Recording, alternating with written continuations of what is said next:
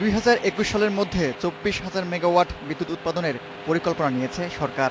এর অংশ হিসেবে 2013 সালে ভারতের বহরমপুর থেকে কুষ্টিয়ার ভেড়ামারা উপকেন্দ্রে আনা হচ্ছে 500 মেগাওয়াট বিদ্যুৎ। একই কেন্দ্রে ভারত থেকে আসবে আরও 500 মেগাওয়াট। এজন্য নির্মাণ করা হচ্ছে নতুন সঞ্চালন লাইন, বাড়ানো হচ্ছে উপকেন্দ্রের সক্ষমতা। এদিকে আগামী 16 ডিসেম্বর ত্রিপুরার পালাটানা থেকে আসছে আরও 100 মেগাওয়াট বিদ্যুৎ। 2021 সালের বাংলাদেশ হবে লোডশেডিং মুক্ত বাংলাদেশ। এই লক্ষ্য পূরণে দেশে বিদ্যুৎ উৎপাদন বাড়ানোর পাশাপাশি দেশের বাইরে থেকেও বিদ্যুৎ আমদানির উদ্যোগ নিয়েছে সরকার।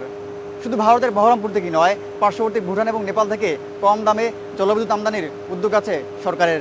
বিদ্যুৎ প্রতিমন্ত্রী জানান, ভারত থেকে 2000 মেগাওয়াট বিদ্যুৎ আনার পাশাপাশি ভুটান থেকেও আমদানি করা হবে। এর জন্য সঞ্চালন লাইনের সক্ষমতা বাড়াতে সহায়তা দেবে বিশ্বব্যাংক।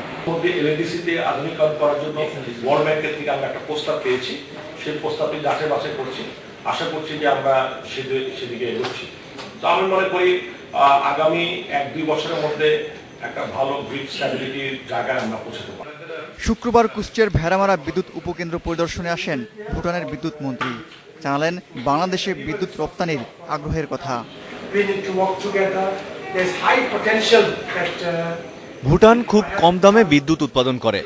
আমরা বাংলাদেশে বিদ্যুৎ সরবরাহ করতে প্রস্তুত। বাংলাদেশ কিভাবে তা নেবে তা আলোচনা করে ঠিক করা হবে। এজন্য বাংলাদেশ ভুটানের বিদ্যুৎ খাতে বিনিয়োগ করবে কিনা তা পর্যালোচনা করা হচ্ছে বলে জানান তিনি। Abdullah Mamun, independent news, Bheramara, Kushtia.